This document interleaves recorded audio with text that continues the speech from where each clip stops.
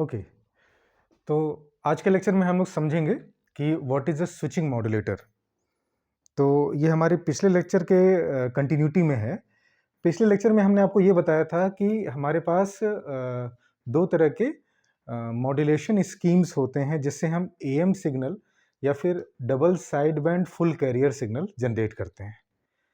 तो first technique जो हमारी थी वो स्क्वायर लॉ मॉड्यूलेशन टेक्निक थी। स्क्वायर लॉ मॉड्यूलेशन टेक्निक में हमने बताया था कि हमारे पास एक स्क्वायर लॉ डिवाइस होती है जो एक एक्सप्रेशन से आए हुए सिग्नल का स्क्वायर करके दे देती है। फिर हम जब उसको बैंड पास फिल्टर से पास करते हैं तो हमें आउटपुट पे एएम सिग्नल मिलता है। ठीक है, मैंने कहा था कि स्विचिंग मॉड्यूलेटर भी एक प्रकार की उसी तरह की सर्किट होती है, मतलब इसका ब्लॉक डायग्राम पिछले वाले ब्लॉक डायग्राम से मैच करता है, उसके सिमिलर है। उसमें भी एमटी और सीटी, यहाँ ध्यान दीजिएगा, एमटी और सीटी को हमने एक एडर से ऐड किया था, फिर हमने यहाँ पर एक स्क्वायर लॉ डिवाइस से पास किया था। ठीक है, पहले इसमें हम क्या करेंगे, एक स्विचिंग डायोड से पास करेंगे। ठीक है, तो यहाँ पे पॉइंट टू बी नोटेड, इस मॉड्यूलेशन टेक्निक या इस जनरेशन टेक्निक का नाम है स्विचिंग मॉड्यूलेटर। ठीक है, तो यहाँ पर हम एक स्विचिंग डायोड का यूज करेंगे। अच्छा, डायोड क्या होता है आपको पता है? डायोड एक स्विच की तरह वर्क करता है, और जब कभी भी फॉरवर्ड बायस में हो अगर डायोड है तो कंप्लीट कंडक्शन हो जाता है, मतलब ऑन स्विच की तरह वर्क करता है, और जब रिवर्स बायस में हो तो वो ऑफ स्विच की तरह वर्क करता है। तो ऑब्वियसली अगर हम यहाँ पे समझे कि यहाँ एक डायोड लगा है और हम इस डायोड के इनपुट पर V1T सिग्नल अप्लाई कर रहे हैं, तो V1T किससे किससे मिलके बना है? MT और CT से। तो यहाँ पे मैंने लिखा है V1T is equal to MT plus CT, और CT को यहाँ पर एक्सपेंड करके लिख दिया है। CT is what is CT? It is VC cos 2 pi FCT। ठीक है, फिर से कंडीशन बता दूं, FC की वैल्यू FM से बहुत बहुत बड़ी होती है। ठीक है, फिर ये हो गया, ये तो एक्सप्रेशन हो गया V1T का। लेकिन यहाँ पे डायोड लगा हुआ है, तो डायोड फॉरवर्ड बायस और रिवर्स बायस कैसे होगा? ठीक है, कोई भी डायोड हम यहाँ पे बना दें तो ये या तो फॉरवर्ड हो सकता है या तो रिवर्स हो सकता है। तो क्या कंडीशन है कि फॉरवर्ड बायस में हो जाए? तो अगर यहाँ का सिग्नल, यहाँ मतलब इसके एनोड का सिग्नल ग्रेटर है, पॉजिटिव है, तो हम कहेंगे डायोड ऑन होगा, और ये अगर नेगेटिव होगा तो हम कहेंगे डायोड ऑफ होगा।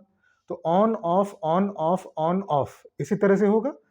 तो इसको हम, इस कंसेप्ट को हम एक वेवफॉर्म से भी दिखा सकते हैं, जिसमें ये वेवफॉर्म आपको बता रहा है कि ये एक पल्स ट्रेन है जिसमें कुछ ड्यूरेशन तक डायोड ऑन है और कुछ ड्यूरेशन तक ऑफ, फिर कुछ ड्यूरेशन तक ऑन है, फिर कुछ ड्यूरेशन तक ऑफ।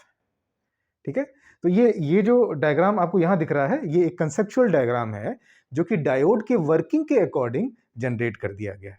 ठीक है, तो यहाँ पे हम आते हैं, पहले हम स्विचिंग डायोड पे थे। तो डायोड पॉजिटिव होगा, डायोड के एनोड पर पॉजिटिव होगा या नेगेटिव होगा, इसके बेसिस पर वो डायोड या तो फॉरवर्ड बायस में जाएगा या तो रिवर्स बायस में जाएगा। ठीक है, इतना क्लियर है? तो क्या इसका सिग्नल, एनोड का सिग्नल कब पॉजिटिव होगा कब नेगेटिव होगा, ये तो टोटली एमटी और सीटी पे डिपेंड करता है। ठीक है, तो हम यहाँ पे कैरियर को लेते हैं, कैरियर को कंसिडर करते हैं कि कैरियर सिग्नल क्या होता है? काफ़ी हाई फ्रीक्वेंसी सिग्नल होता है। हाई फ्रीक्वेंसी का मतलब समझिएगा कि एक पर्टिकुलर टाइम इंटरवल में बहुत ज़्यादा बार पॉजिटिव फिर नेगेटिव फिर पॉजिटिव फिर नेगेटिव, लाइक अगर कैरियर सिग्नल को ड्रॉ करें तो हम कुछ इस तरह से बनाते हैं, हमने एएम में बनाया था। अगर हम सपोज करिए इतने इंटरवल की बात कर रहे हैं तो इसमें मल्टीपल टाइम्स ये positive negative positive negative positive negative होता है। ठीक है, तो इसी कंसेप्ट के अकॉर्डिंग हम मान के चलेंगे कि जब कैरियर पॉजिटिव है, जब कैरियर पॉजिटिव है तो V2T V1T के इक्वल है। ठीक है, where is V2T? V2T is here. ठीक, इसके पहले क्या लगा है? डायोड। ठीक है, और इसके पहले क्या लगा है? V1T। तो V1T क्या है? MT और CT का एडिशन है, और CT एक हाई फ्रीक्वेंसी सिग्नल है। तो हाई फ्रीक्वेंसी सिग्नल में जब भी ये पॉजिटिव होगा, जब भी ये पॉजिटिव होगा, तो हम कंसीडर कर रहे हैं कि ये डायोड ऑन हो जाएगा, और ये जब डायोड ऑन हो जाएगा तो V2T V1T के बराबर आ जाएगा। ठीक, और जिस केस में ये नेगेटिव पार्ट आ रहा होगा, नेगेटिव मतलब सीटी का कैरियर सिग्नल का जो नेगेटिव पार्ट है, नीचे वाला पार्ट है, वो आ रहा होगा, तो डायोड रिवर्स बायस में आ रहा होगा। जब डायोड रिवर्स बायस में आ रहा होगा तो कनेक्शन टूट रहा होगा, और कनेक्शन टूट रहा होगा तो V2T की वैल्यू क्या हो रही है? 0। तो ये जो मैथमेटिकल एक्सप्रेशन है, ये सीटी के पॉजिटिव और सीटी के नेगेटिव होने पर डिपेंड कर रहा है। सीटी क्या है? कैरियर सिग्नल, ठीक है, कैरियर सिग्नल यही हाई फ्रीक्वेंसी सिग्नल। तो ये कभी पॉजिटिव हो रहा है, कभी नेगेटिव है। पॉजिटिव हो रहा है तो डायोड ऑन, नेगेटिव हो रहा है तो डायोड ऑफ। ऑन तो जो इनपुट पे सिग्नल है V1T वो आगे की तरफ प्रोसीड कर जाएगा, और जब डायोड ऑफ रहेगा तो V1T आगे की तरफ नहीं पहुंच पाएगा। तो प्रोसीड करने का मतलब है कि V2T बराबर V1T, और प्रोसीड ना करने का मतलब 0, ठीक है। और इसको हम V2T is equal to V1T times XT से रिप्रेजेंट कर सकते हैं, जहां पे XT इस तरह का सिग्नल है जिसमें कुछ ड्यूरेशन में ऑन हो रहा है, पॉजिटिव है, कुछ ड्यूरेशन में नेगेटिव, कुछ ड्यूरेशन में पॉजिटिव, कुछ ड्यूरेशन में नेगेटिव, ठीक है। अब इस तरह के सिग्नल को हम फूरियर सीरीज के अनुसार इस एक्सप्रेशन, ऐसे एक्सप्रेशन के फॉर्म में ले सकते हैं, ठीक है। तो ये एक नई चीज़ आपके पास आई है। जो फर्स्ट ईयर में फूरियर सीरीज पढ़ते हैं, मैथ्स में पढ़ते हैं, लैप्लास, फूरियर ये पढ़ते हैं, तो उसमें ये बताया जाता है कि any periodic signal can be written in the terms of cosine and sine with their harmonics, ठीक है। इसका मतलब क्या हुआ? मतलब ये हुआ कि किसी भी पीरियोडिक सिग्नल को, चाहे वो एक पल्स ट्रेन हो जैसा कि ये दिख रहा है, कोई हाफ वेव सिग्नल हो, कोई फुल वेव सिग्नल हो, फुल वेव, ठीक है, कोई ट्रायंगुलर वेव सिग्नल हो जो पीरियोडिक हो, ठीक है, पीरियोडिक सिग्नल। तो किसी भी पीरियोडिक सिग्नल को, पीरियोडिक सिग्नल क्या होता है? वो सिग्नल जो किसी पर्टिकुलर इंटरवल के बाद बार बार रिपीट होते हैं, उन्हें पीरियोडिक सिग्नल कहते हैं। तो किसी भी पीरियोडिक सिग्नल को उनके साइन और कोसाइन के हार्मोनिक्स के फॉर्म में लिखा जा सकता है, ऐसा फूरियर नामक साइंटिस्ट ने कहा था, ठीक है।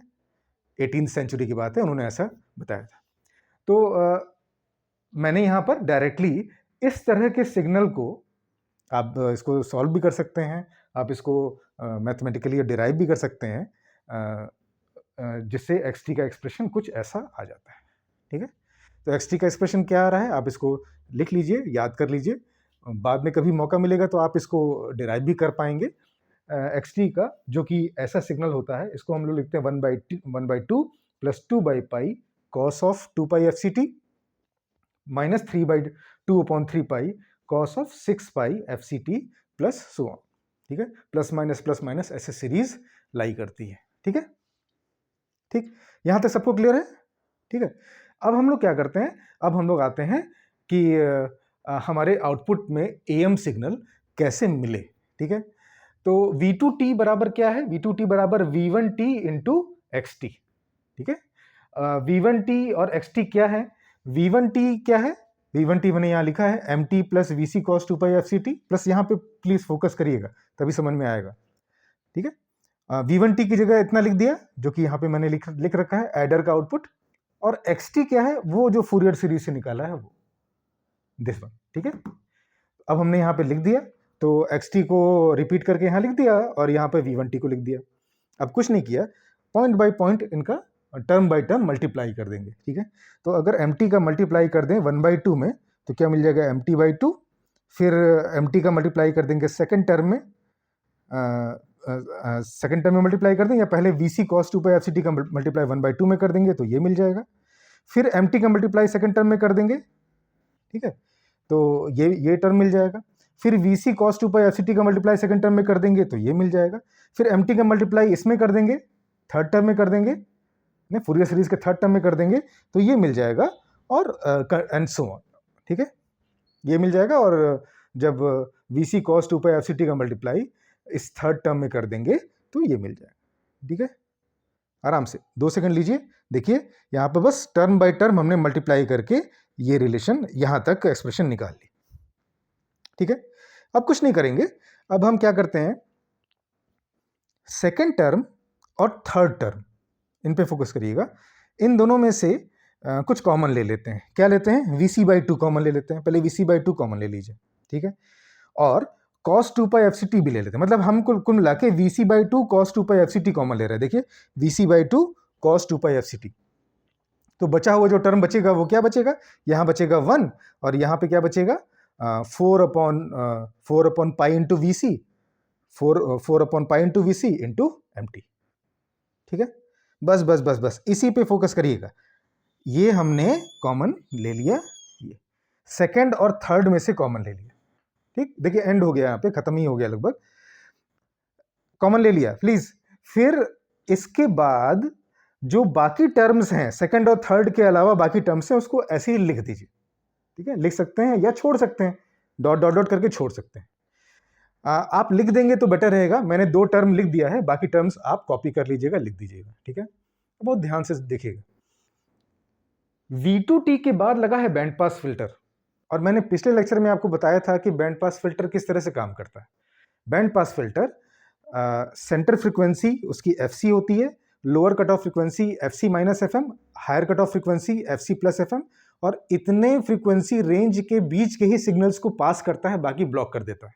ठीक है, तो अब आप देखिए कि कौन कौन से टर्म इस फ्रीक्वेंसी रेंज में एग्जिस्ट करेंगे या इस बैंड में एग्जिस्ट करेंगे, और कौन कौन से इससे बाहर एग्जिस्ट करेंगे। ठीक है, तो देखिए बाहर कौन कौन से होंगे, बाहर वो होंगे जो एकदम एक्सट्रीम लेफ्ट होगा। एक्सट्रीम लेफ्ट का मतलब है कि लोअर फ्रीक्वेंसी वाले, आपकी तरफ से दिखा रहे हैं, आपकी तरफ से, तो एक्सट्रीम लेफ्ट जो होगा वो क्या हो जाएगा, लोअर। एक्सट्रीम हाई जो होगा वो हाई सिग्नल्स हैं। ठीक है, तो आप देखिए MT/2, आप बता सकते हैं MT/2 ये लोअर फ्रीक्वेंसी कंपोनेंट है कि हायर फ्रीक्वेंसी कंपोनेंट, तो आप कहेंगे लोअर फ्रीक्वेंसी कंपोनेंट। MT में क्या है, मैसेज है, मैसेज हमेशा लो फ्रीक्वेंसी होता है, तो MT/2 लो फ्रीक्वेंसी हो गया। इस टर्म को चेक कर लेते हैं, इसमें क्या लिखा हुआ है, cos स्क्वायर थीटा, है ना।